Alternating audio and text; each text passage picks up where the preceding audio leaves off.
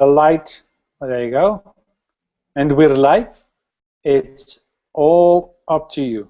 Is it live? It is live. Okay, I'll start in just a moment. Okay.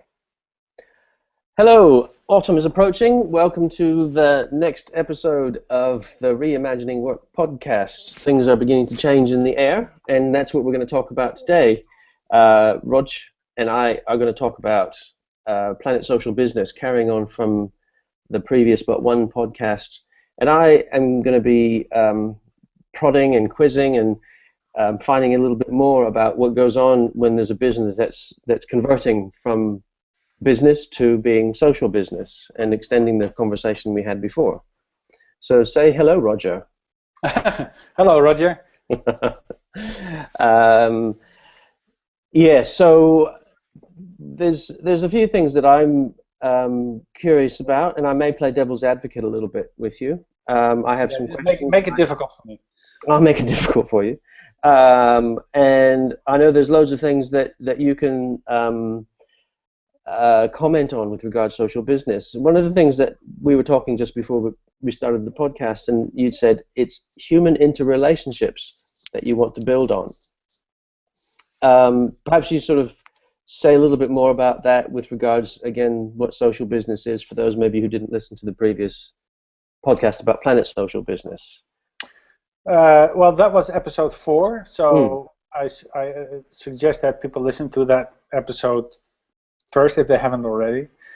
As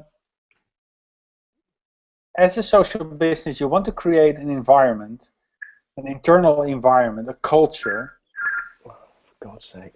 For God's sake. I unplugged this bloody thing. Hang on, I'm going to throw it out. I'm going to throw it outside. Hang on.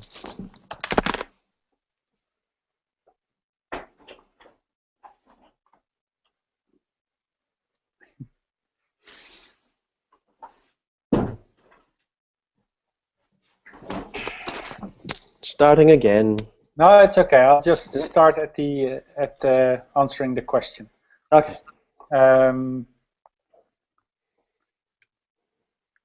What you want to do as a social business is, or as any business, is create an environment or a culture where the human interrelationship is used to its fullest. Right? Does that make sense? Does to me, absolutely. Yeah. Okay, so that means that you create an environment where people are willing to talk, willing to ask questions, willing to help solve problems or see problems, or where they participate in innovative ideas because they first know about them one way or another through the community channels, the social channels within the company, communities they can be part of, and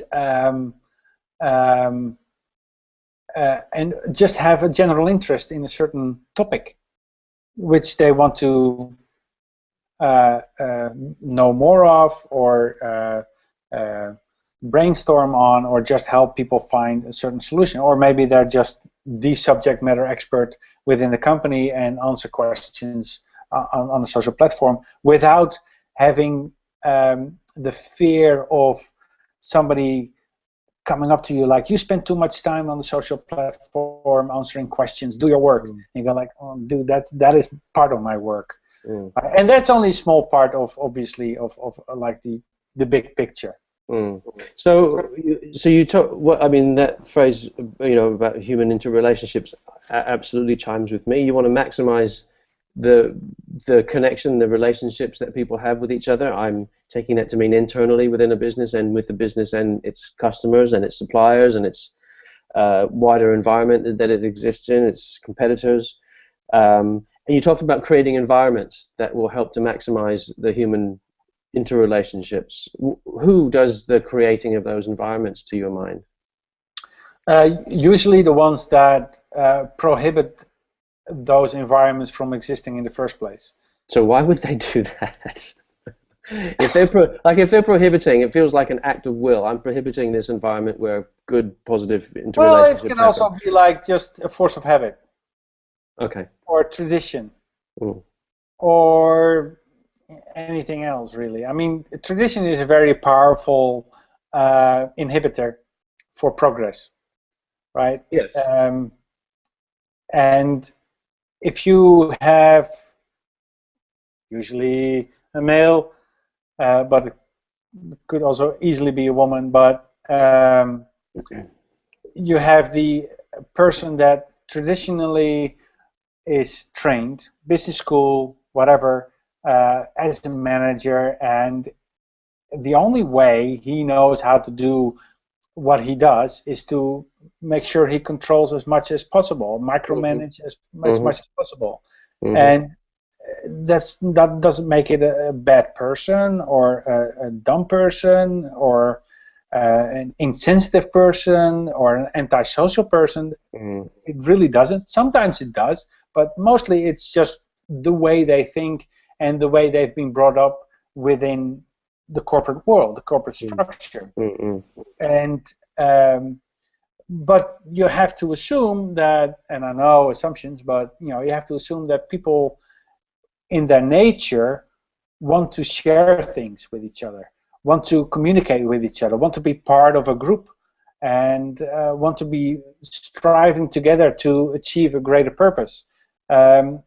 That's what we do on social media, although sharing your cat pictures doesn't really sound like it, but it does prove the wanting to share mentality that people have. And if you are a command and control manager, you want to limit that as much as possible. You want them to share anything that they have with you in order to that so you can control it.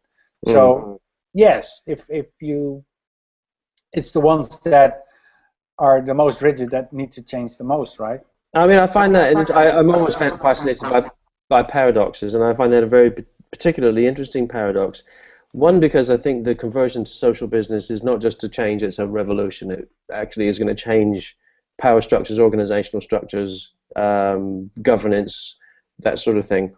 But the paradox is that the people that you're suggesting need to be the ones creating these new environments that are more conducive to better relationship between people are the ones who have the most to lose by it. So as someone who goes in to say consult with a business who wants to take that journey to social business, how do you deal with that kind of paradox? You know what I mean? Like the people that have most to lose are the ones that you've got to get on board, is what you're suggesting. Well, you start at the very top or as high as possible, and you talk to people who are willing to listen. And because if you walk into a business or if you try to connect with somebody within a business that is extremely old school, command and control, oak furniture, I'm just stereotyping now. I like oak furniture. Yeah, I'm just stereotyping now. So okay.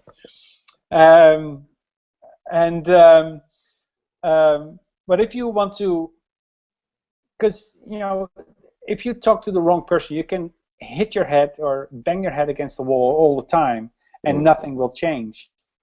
And as a consultant or as a revolutionary or whatever you want to call it, don't bother.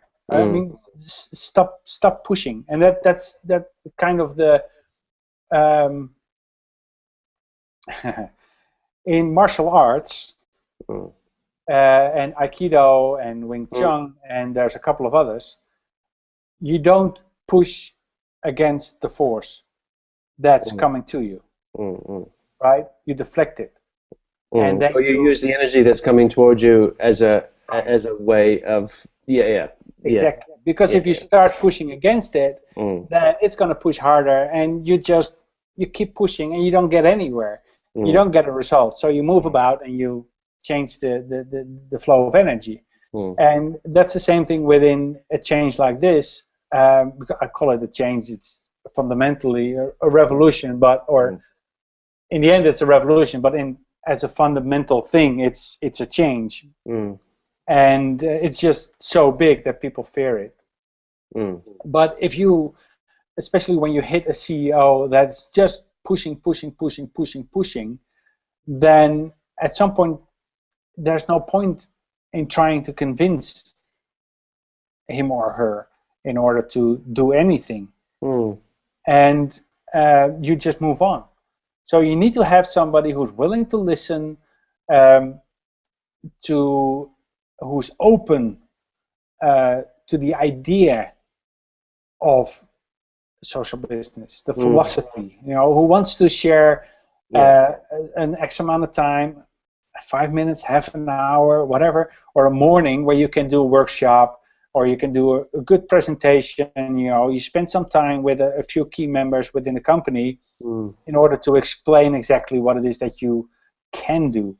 And once that happens, then you can start the process. But you have to get your foot into you have to get into the door, right? Well, I mean, I started the podcast with a reference to autumn approaching, and I look out my window, and the trees are just beginning to get a slight tinge of yellow and brown on the edges.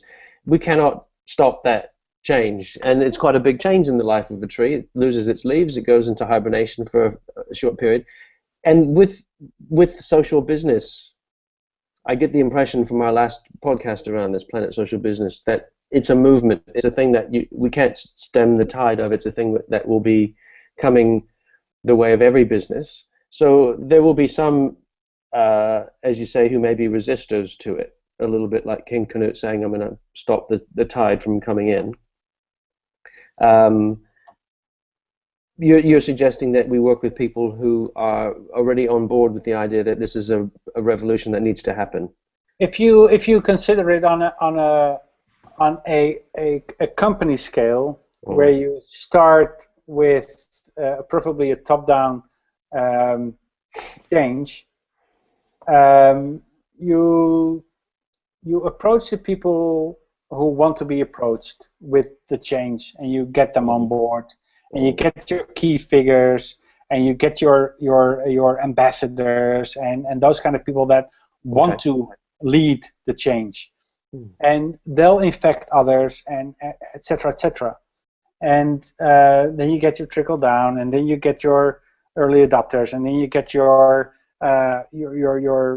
the people, the masses that are going to join, and eventually you have a few strays that don't have a choice because everybody's doing it anyway, so you have to. And however reluctant they may be. And the same thing is going to happen on business level, on different businesses. You have a business that is adopting this philosophy, this change, this revolution. And because they are doing it, they kind of might be forcing a supplier, for instance, to use a certain network. And that supplier goes like, well, that works just like a charm, because we can know exactly where and what and how and when and how much and whatever. And they might convince another company that they supply to use the same platform because it works. And so you have that nest that's growing, that network is growing, and people get infected by it. And there's going to be companies that are going to be difficult to change, but they will change anyway. And there's going to be companies that resist fully and going to hold out as long as possible. And some will,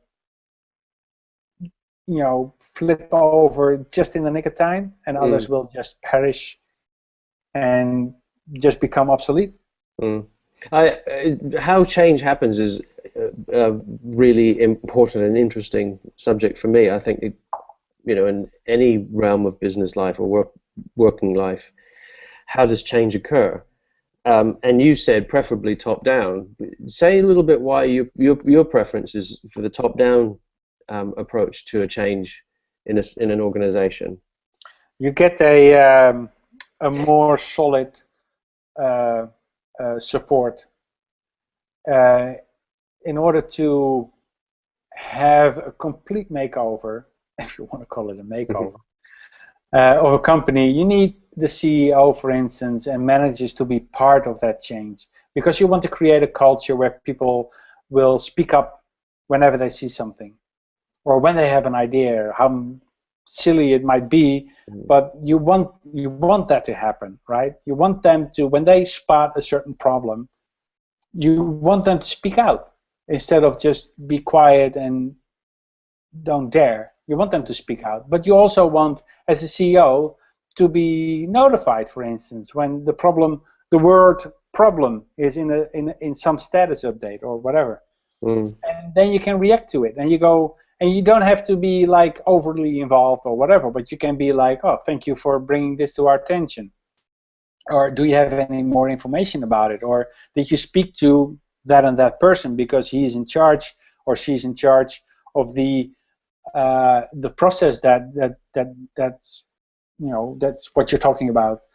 And so it's going to take money, it's going to take time, and people need to be convinced. So if you have your top management involved in the project, it's going to make life a lot easier. I suppose I can see how in some respects things would be easier. Like some things would be made easier if you've got the sort of top level on board already. I'm not entirely sure that would be the case all of the time. I think of bottom-up approaches, for example. I associate the word viral with bottom-up. It's popular.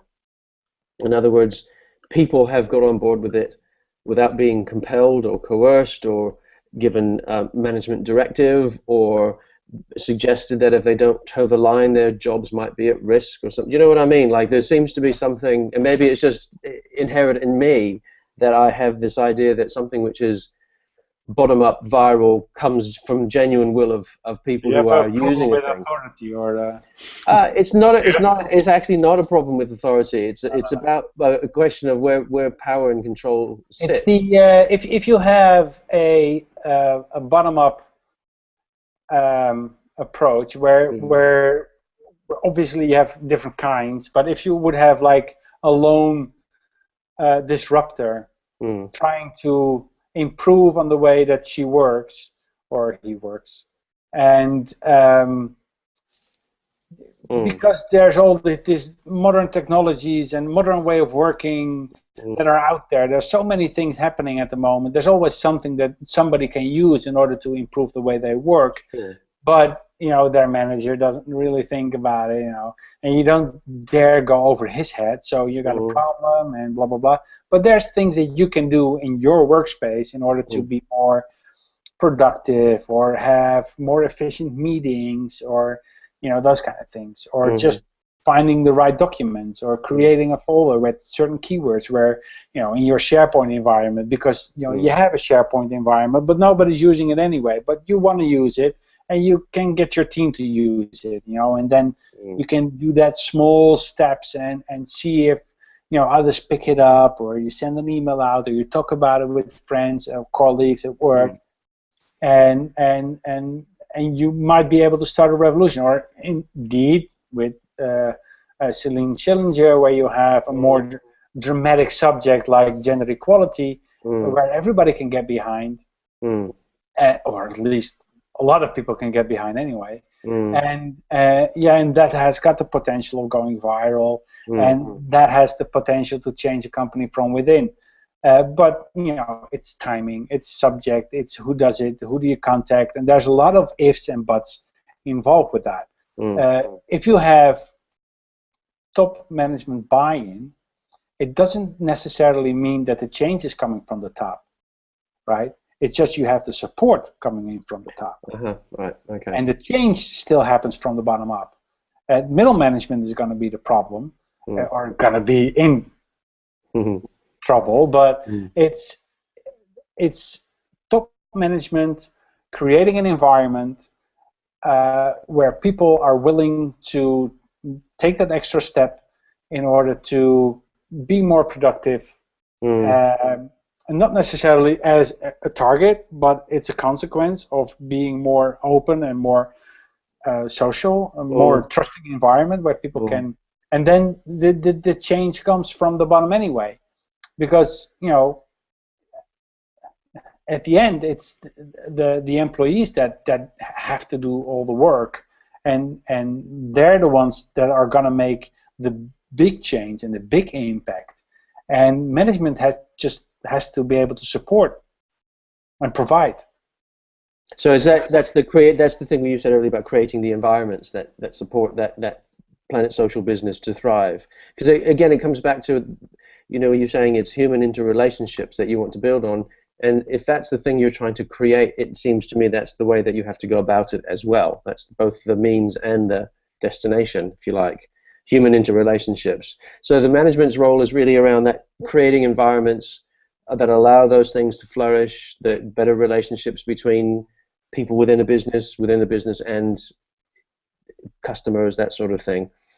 Is that what you're saying? That the top-down thing is not a directive, but it's more a, we're on board in creating a different way of doing business. It has to be, right? And these are the structures that we want to put in place to support that to happen. Yeah, because it's what you said. I mean, you don't want to create that paradox where, because if a company, has the board, the CEO, whatever, here's that story about social business, and they go like, yeah, that's interesting. Let's get a consultant in. And then the consultant comes in and tells them exactly what they want to hear, because he can make more money that way, so he stays in a little bit longer.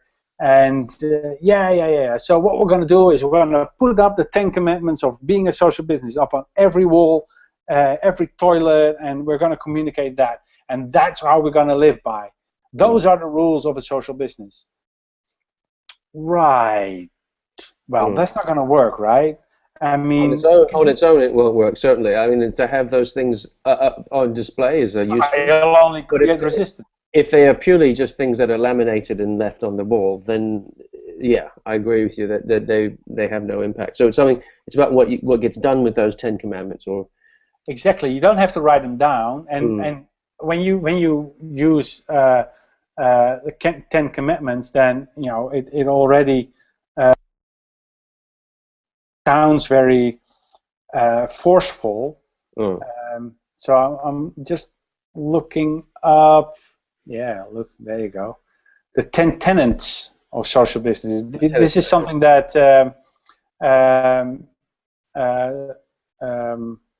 Dion Hinchcliffe came up with in his book, Social Business by Design. And I like that because it's a little bit less, not demanding, but it's less forceful. It's less prescriptive. Yeah. Okay. There you go. And these is, I'll just run through them. So it gives you a good idea of the change that a management and the philosophy, the culture has to go through in order to provide an environment where people really can step out and take part in something a lot greater than the sum of its parts, right? So one, anyone can participate, right? That speaks for itself. And stop me if you have a question. I certainly will. Huh?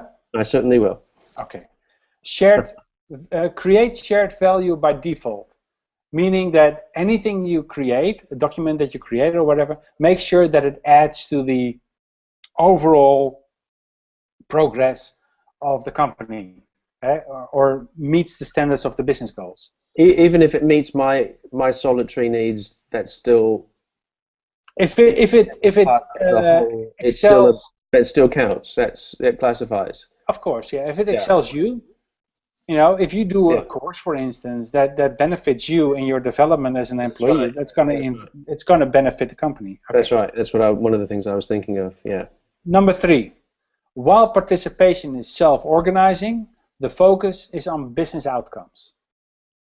So you create a community, and of course there can be a community about some off-work topic, maybe, whatever. But the main idea of creating communities or creating content has to be focused on business value. Can I just... and there may be a semantic point that I do sometimes get stuck on semantics. When you say you create a community, is for me contradiction to the idea of self-organization. So if in a community, if there is somebody creating a community, it seems to me that it would be far more potent if the community created the community. Do you see what I mean around that? How That's can you? part of that. That's part of the revolution Yeah, in but how things somebody has happen. to kick it off, right? I mean, Sure, you're but not it's going to gonna. be one of the members of the community, not a manager saying you 5 people are in that team, or that's No. you Well, are the community. you could do that in a project sense, where we go like you are in that project, so I'm gonna make you a member of this community, Hmm. right? But what you want is that employees start their own communities. That that seems more congruent. Absolutely, absolutely, yeah. Okay. So number 4, enlist a large enough community to derive the desired result. Okay. So if you have a very Mm, small community, if you have like 10,000 people and you have a community with 2 people in it, it's not going to be very effective. oh, I see what you mean. Yeah. Okay. Yeah. Yeah. Yeah. Number 5, engage the right community for the business purpose. Okay. Hmm. Yeah? Yeah. So that's that I go along with that. They have to be groupings, communities, teams, whatever you want to call them, need to Yeah, be I wrote down purposeful. relevancy is crucial to building a valuable community that suits your business purposes or goals. Absolutely. Yeah. Yeah. Only when the right community is engaged will content be created and can critical mass be achieved. Mm. Okay, number 6. Participation can take any direction. Be prepared for it and take advantage of it. Absolutely. So this goes back to creating an environment where people are allowed to think outside of the box, right? Hmm. Take a certain direction because they just feel like it. Mm. Okay. 7. Eliminate all potential barriers to participation. Ease of use is essential. So have a platform that has the lowest threshold possible.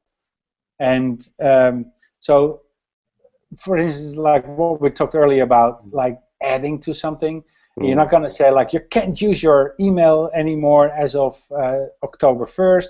This is the platform that we're going to use now. And the only reason you bought the platform is because the salesperson of that particular software brand was or had nice legs or was the cutest or had the best deal or Mm. made the grandest promises, right? Mm. And it's a pitfall. Isn't that how we always buy our stuff? Exactly. Well, you shouldn't, right? You should do some research in it. Okay. Number 8. Listen to and engage continuously with all relevant social business conversations. This is where also top management comes into play, right? And so what I wrote down, in order to create momentum, you need to engage. This is especially relevant for executives. And because once you have executive buy-in and you create a community and you know there's a C-suite up there, but you don't go there as an employee. You don't talk to them ever, but you create a community, and maybe they have somebody just monitoring everything and go like, yo, dude, see something, you need to look at this community because for whatever reason.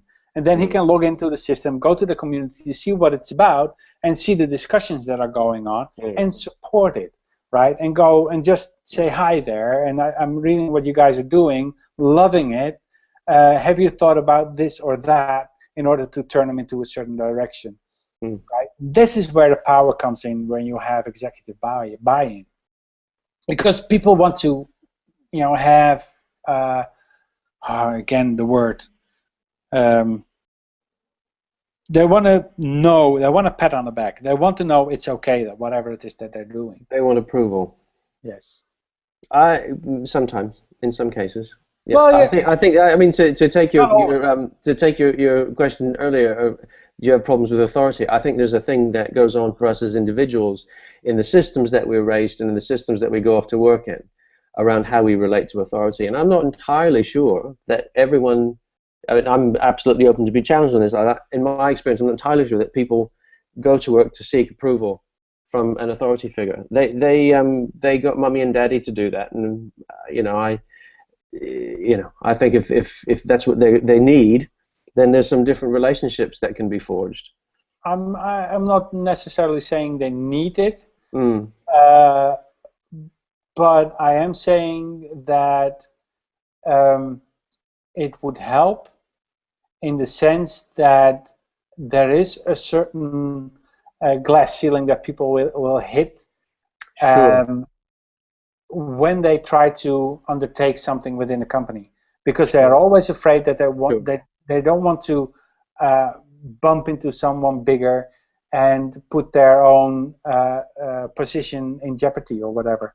If they know that they can do it regardless, and they have the support coming from the top, where somebody goes like, whether you seek approval or not, but you can tell me that if you're working on something, on an idea, and you're working it out with a couple of colleagues in a community, and you have some C-suite person come by and go like, this is good, I like this, keep going. You can tell me that you don't necessarily need to like it or go home like, oh, goody, goody, goody, goody. You know, what happened today? That's not what this is about. But you get a green light. You get support, and you get something to, oh, right, okay, this is good. And then, it gets a lot.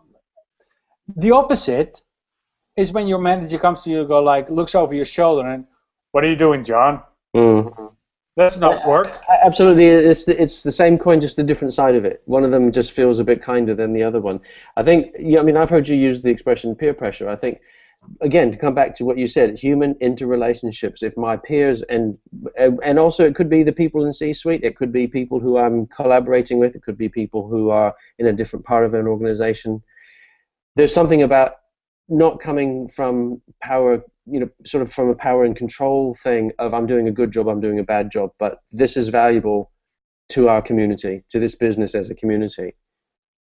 I feel like I'm adding some value, and I think people do want to feel that they're adding value to something greater than themselves, not to get a pat in the head from mummy and daddy.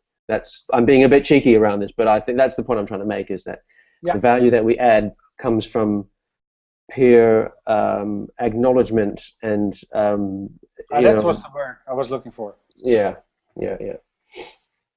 Yes. There you go. You found it. Acknowledgement. There you go. Yeah, acknowledgement. Well, you're not doing it for nothing, right? Sure. That's right. Okay. So I got two more. 9. The tone and language of social business are most effective when they're casual and human. Human. That seems sensible to me. Yeah. But this also goes back to executive buy-in, because they need to learn to communicate with employees. And it's something that not all chiefs can naturally do very well, right? Some are just incapable of having a normal conversation, but also the other way around, right? I mean, talk to your CEO, especially once they enter your chat room or whatever. That don't shut down, because certainly there's a top level manager there, but just keep the conversation going. So it always goes both ways, right? Lastly, number 10, and I will put the link to this. I wrote a blog post about it. I put it in the podcast notes. Number 10. The effective social business activities are deeply integrated into the flow of work. Well, that's a tough one, because that's going to take some time, right? So the long-term concept of social business shines through here. A fundamental approach is a necessary step to integrate social business throughout the whole company to make it business as usual. That's right. That's where you want to end up. That absolutely, it's not an add-on or a thing that is extra to your work. It becomes integrated into this is how we do our work, and that's the exciting thing I find is, just to take the point that you've made just previously around getting people to speak to each other of human to human. One of the things that I have met in my work is people privately with me saying how difficult it is to bring themselves to work. Something seems to happen when they cross the threshold of the door at work, where they feel they can leave themselves behind. And that real shift they notice when they start to relate to others in their workplace as humans, rather than as people with, sort of rank or status, or and the change, the enormous change in how business gets done when people begin to see that we're humans relating to humans, trying to achieve something together. That becomes business as usual, and that's really what I think the whole thing is around, is that social, whatever you kind of, how you've approached social business, it's not an add-on, it's not an extra thing. It is the shift in how work gets done, I believe. Yeah. Mm. I agree. Mm. Well, I think we're about out of time again. We are. So we will wrap up this week's podcast, and we will see you next week. So thank you very much for listening. That's a very short cutting it.